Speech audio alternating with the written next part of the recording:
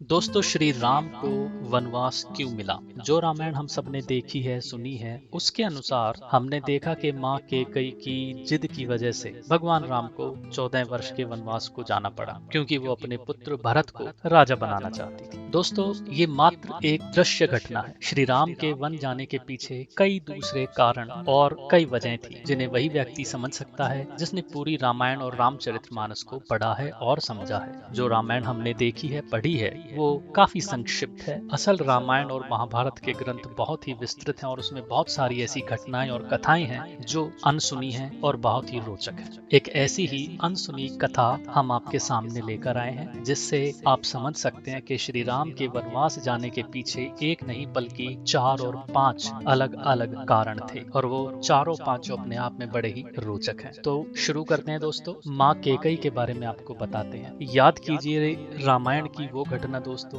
जब भरत हनुमान को तीर मारकर गिरा देते हैं। जब हनुमान जी लक्ष्मण के लिए संजीवनी बूटी लेकर अयोध्या के ऊपर से जा रहे होते हैं पर्वत को लेकर, भरत उनको बाण से गिरा देते हैं, घायल कर देते हैं। तो वहां पर अयोध्या की सभी रानियां और स्त्रियां होती हैं। तो हनुमान बताते हैं कि देखो, मैं लक्ष्मण के प्राण बचाने के लिए जा रहा हूँ। उस समय वही कैकई माँ ने कहा था कि राम को बोलना वो चिंता बिल्कुल ना करे। अगर लक्ष्मण को कुछ हो गया तो मेरा दूसरा बेटा राम की सेवा में हाजिर हो जाएगा, मैं उसको भेज दूंगी। तो दोस्तों, कैसे एक कैकई माँ ने, जो राम को इतना प्रेम करती थी कि अपना दूसरा बेटा भी कुर्बान करने को तैयार थी, क्यों उसने ऐसा वर मांगा कि राम को 14 वर्ष के लिए वनवास भेज दिया जाए? ये इस वीडियो को सुनकर देखकर आपको समझ आएगा। दोस्तों, श्री राम का जन्म रावण वध करने के उद्देश्य से हुआ था। अगर राम राजा बन जाते तो देवी सीता का हरण और इसके बाद रावण के वध का उद्देश्य कभी पूरा नहीं होता। इसलिए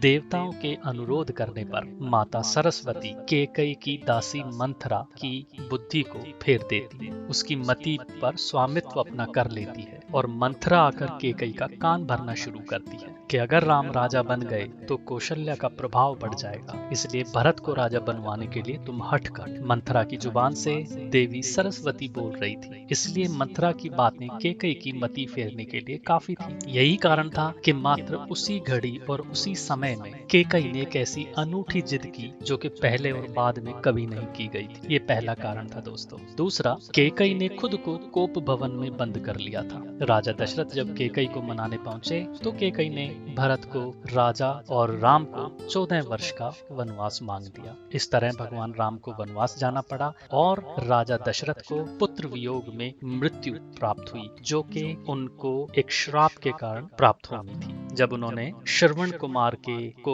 मार दिया था तो उसके माता पिता ने श्राप दिया था कि राजा दशरथ को भी ऐसे ही पुत्र वियोग में मरना पड़ेगा। तो एक वो काम भी वहां पर पूरा होना था, तो इसलिए ये कहानी बनी है। अगला महत्वपूर्ण कारण है दोस्तों, एक कथा के अनुसार नारद मुनि के मन में एक सुंदर कन्या को देखकर विवाह की इच्छा जाग जाती है, और नारद मुनि नारायण के पास जाते हैं, विष्णु भगवान के पास, और बोलते हैं कि प्रभु, एक स्वयंवर हो रहा है और वहां पर जो कन्या है मुझे उससे शादी करनी है। आप हरि जैसी छवि मुझे दे दें ताकि वो मुझे पसंद कर ले और मेरा भी घर बसे। अब हरि का मतलब होता है विष्णु और हरि का मतलब होता है वानर। तो विष्णु भगवान नारद के साथ मजाक करते हैं या अपनी लीला रचते हैं तो उसको वानर का मुख दे देते हैं। नारद को पता नहीं चलता, वो सभा में जाकर बैठ जाते हैं। लोग उस पर हंसते हैं कि ये बंदर कौन है सभा में, और ये शादी की उम्मीद से आया है। इस अपमान को नारद सह नहीं पाते और क्रोध में आकर विष्णु भगवान को श्राप देते हैं कि जिस प्रकार आपने मुझे एक स्त्री के लिए वियोग का दुख दिया है, ठीक इसी प्रकार आपको भी देवी लक्ष्मी का वियोग सहना पड़ेगा और आप उससे बच नहीं सकते, और एक वानर ही आपकी मदद करेगा और आपका पुनः मिलन कराएगा। तो दोस्तों, एक ये श्राप भी श्री राम को